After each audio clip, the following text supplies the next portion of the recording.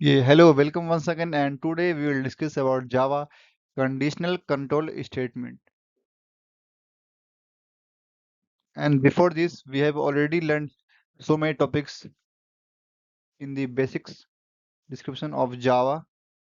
which is operators, variables, and the main setup. And from today, we will discuss about Java conditional statement. और इस conditional statement में आपको दो form आएगा एक एक पहला फॉर्म आएगा इसका इफ एल्स स्टेटमेंट और दूसरा आएगा लूपिंग जिसमें कि हम लूप के बारे में पढ़ेंगे तो इस दोनों का अपना अपना कुछ सिंटैक्स है और कुछ अपने रूल्स हैं तो अब आज हम शुरू करेंगे conditional control statement now come see तो सबसे पहले जानते हैं कंट्रोल स्ट्रक्चर्स होता क्या है कंट्रोल स्ट्रक्चर यानी क्या होता है कि जब भी कोई हम प्रोग्राम लिख रहे हैं जब भी हमने कोई प्रोग्राम लिखा है तो उस प्रोग्राम को कंट्रोल करने के लिए उसको डिजाइन करने के लिए कुछ ना कुछ तो ऑपरेशंस लगते हैं ना उसी ऑपरेशन को बोलते हैं कंट्रोल स्ट्रक्चर ये दो फॉर्म में होते हैं एक कंडीशनल कंट्रोल के स्ट्रक्चर और दूसरे होते हैं लूपिंग कंट्रोल स्ट्रक्चर और इसी को बोलते हैं डिसीजन कंट्रोल स्ट्रक्चर यानी कि जो भी हम डिसीजन लेते हैं जैसे हमें हमें अगर हमें चेक करना है दो नंबर के इस दोनों में कौन सा नंबर बड़ा है तो जो स्टेटमेंट होगा जो एक्सप्रेशन होगा चेक करने के लिए उसके बेसिस पे जो कंडीशंस आएगा या तो वो ट्रू होगा या तो फॉल्स होगा उसी के हिसाब से इसको मैनेज करते हैं और इसको मैनेज करने के लिए दो फॉर्म कंडीशनल कंट्रोल स्ट्रक्चर या तो इफ एल्स लगाएंगे इफ स्टेटमेंट या तो second looping statement basically loop इसलिए यूज करते हैं ताकि अगर किसी नंबर को हमको बार बार प्रिंट करना हो या किसी रिवर्स प्रिंट करना हो तो इसके लिए हम लूपिंग का यूज करते हैं so today we will see about the control structure in the conditional statement और कम फॉरवर्ड तो आज जानते हैं कंट्रोल कंडीशनल कंट्रोल स्टेटमेंट होता है कि ये क्या होता है कि एक बहुत सा एक लूप होता है एक सॉरी लूप नहीं ये एक लंबा स्टेटमेंट होता है कि इसमें बहुत से ब्रांच होते हैं जस्ट लाइक ए ट्री पेड़ की तरह बहुत से ब्रांच होते हैं यानी कि पहला स्टेटमेंट सेकंड स्टेटमेंट इस तरह खुलेगा अंदर तो उसके फॉर्म में होता है ये जस्ट लाइक हायरार्कियल जिस तरह फैमिली का चार्ट बनता है तो पहले ग्रैंडफादर फादर फिर सन फिर ग्रैंडसन इसी तरह ये इसमें ब्रांचिंग की तरह होता है इसका फॉर्म में और ये क्या होता है इसका काम क्या होता है कि कंडीशन चेक करना एग्जीक्यूशन के दौरान यानी कि पहले कि जो हम अगर हमें दो नंबर प्रिंट करना है या दो नंबर का चेक करना है कि कौन सा बड़ा है तो वो पहले कंडीशन चेक करेंगे उसके बाद उसको हम क्या करेंगे एग्जीक्यूट करेंगे यानी कि रन करेंगे इसका तीन पार्ट्स है सिलेक्शन आइटरेशन एंड जंप तो सिलेक्शन में क्या होता है कि पहले हम जो कोड का सिलेक्टेड पार्ट है उसको हम चेक करते हैं और कंडीशन के हिसाब से यानी कि अगर हमें कुछ भी स्टेटमेंट दिया हुआ है कि हमें ये चेक करना है कि हमारी एज 18 से बड़ी है कि नहीं तो ये चेक करेंगे उसके अंदर जो कंडीशन होगा उसे चेक करेंगे सिलेक्ट करके इसमें आएगा आपको इफ एंड स्विच स्टेटमेंट जैसे चीज और सेकंड आइटरेशन तो ये नाम से ही लग रहा है आइटरेशन यानी कि आइटरेट करना आइटरेट मतलब क्या होता है कि एक के बाद एक आइटरेट करना एक आगे आगे बढ़ते जाएगा तो ये सी इसे हम पढ़ेंगे नेक्स्ट लेक्चर में क्योंकि इसमें पढ़ना है बेसिकली लूप्स के बारे में और तीसरा जंप है तो जंपिंग स्टेटमेंट क्या होता है कि ये भी एक कंट्रोलिंग स्टेटमेंट यानी कि अगर सपोज कि अगर कोई कोड हमें लिखना है तो उस कोड में कंटिन्यू क्या ये आगे तरफ बढ़ते ही जा रहा है अब इसको रोकने के लिए या इसको इन करने के या इसको इस फॉर्म से इसको इस पार्ट से डायरेक्टली बाहर भेजने के लिए या इस पार्ट में भेजने के लिए ये सब काम करने के लिए हम क्या करेंगे जंप स्टेटमेंट का यूज करेंगे जिसमें ब्रेक आएगा यानी कि रोक देना कंटिन्यू यानी कि इस पार्ट को रोक के अगर यहाँ से डायरेक्टली यहाँ जाना तो इस पार्ट को हम इसको रोक के इस पार्ट को हम डायरेक्टली कंट्रोल करा देंगे रिटर्न करना यानी जो वैल्यू रिटर्न करना यानी कि लॉर्ड ना वापस करना बस इस यही सब इसमें पढ़ेंगे इससे आगे अब सबसे पहले इफ इसका जो है कंडीशनल कंट्रोल का तीन पार्ट इफ है एल्स इफ है और इफ एल्स इफ है और भी आगे नेस्टेड इफ्स है बट अभी पढ़ेंगे क्या इफ कंट्रोल स्ट्रक्चर इसमें क्या होता है कि ये एक एक्शंस काम करता है कि अगर हमारा कंडीशन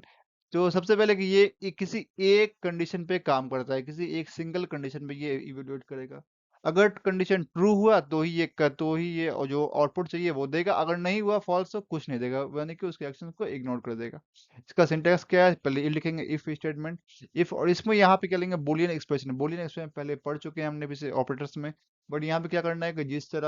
जिस तरह ये क्या हुआ ये एक बोलियन ऑपरेशन है ये एक बोलियन एक्सप्रेशन है तो इससे इसी टाइप का कुछ भी हम लगाएंगे यहाँ पे एज अगर चेक करना है एज ग्रेटर देन या इक्वल टू 18 एंड दिस लगाएंगे और यहाँ पे जो जो हमें प्रिंट करना है वो लिखेंगे और ये क्लोजिंग ब्रैकेट कर देंगे। यहाँ पे एक एग्जांपल दिया हुआ है, तो क्या करना है, यहाँ पे एक हमें सम करना इवन। अभी के लिए यहाँ पे एक स्टेटमेंट, ये इस फंक्शन में ही अंदर पैरामीटर ले जाएगी। अभी अभी के लिए हम समझेंगे नहीं, यहाँ पे बस इतना समझ लेना है कि ये कैसे हो रहा है। ये टॉपिक पढ़ेंगे मेन फंक्शंस में।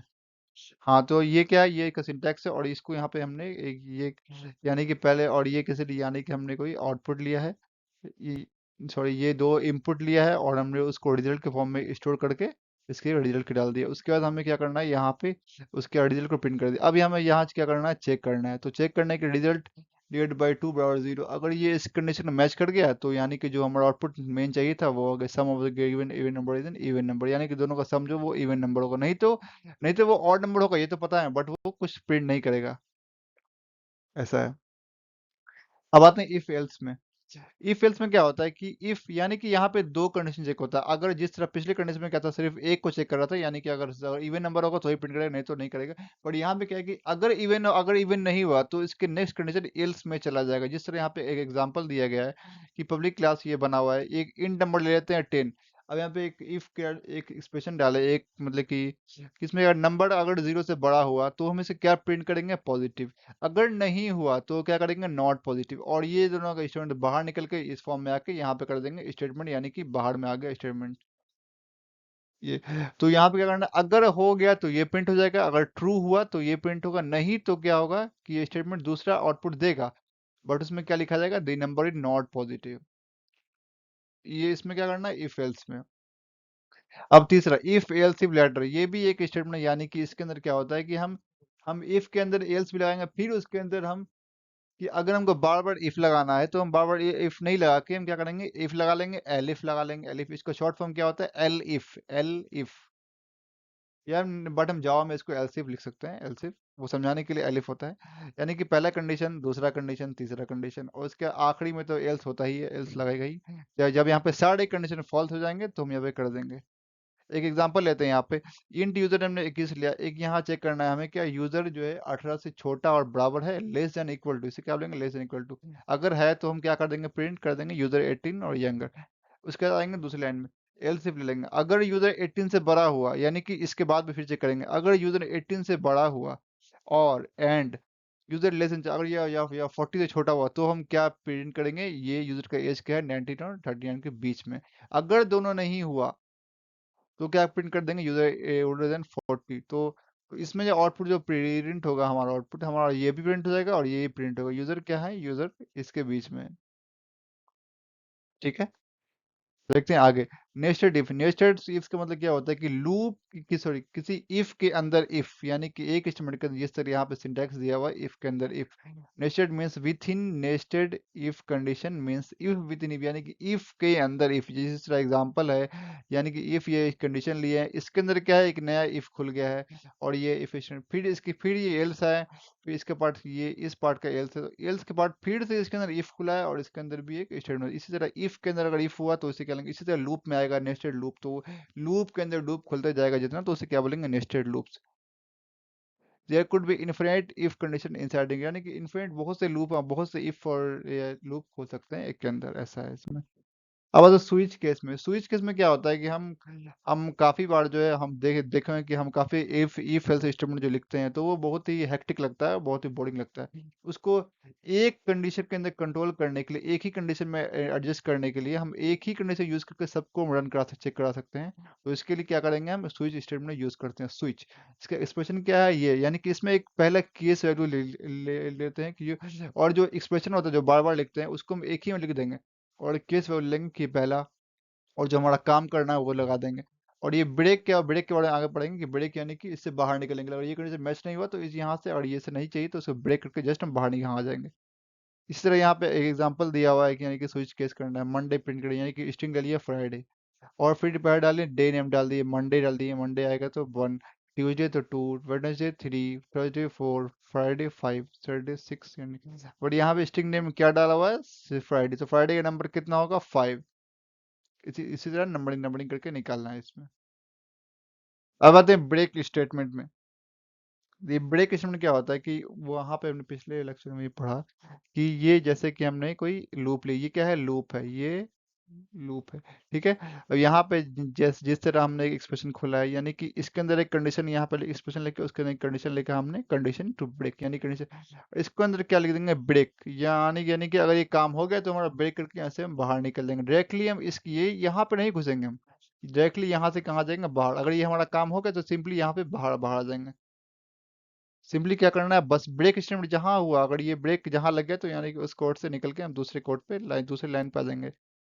और डायरेक्टली वहां से हम आउट हो जाएंगे, बाहर निकल जाएंगे। यही कि ये तीनों लूप का फॉर्म है, while loop, do while loop, for loop. ये इस व्हाइल लूप में क्या होता है कि स्टेटमेंट हम एक ही बार, कोई आउटपुट एक बार आता है। इसमें क्या होता है कि पहले आउटपुट अगर हम नहीं भी इसको रन करें तो भी पहला हमारा आउटपुट आ जाएगा। इसका आगे बढ़ेंगे अच्छे तरीके से, बट अभी के लिए यही। और फॉर लूप क्या होता है, ये लूप का सबसे बेटर फॉर्म है, जिसमें हम एक ही लाइन में सब कुछ लिख लिख देते हैं, यानी कि वेरिएबल, कंडीशन, और ये इंक्रीमेंट डिक्रीमेंट ऑपरेटर यहाँ पे होता है, और इसका लूप को इफ कर सकते हैं। यही है। तो आई होप कि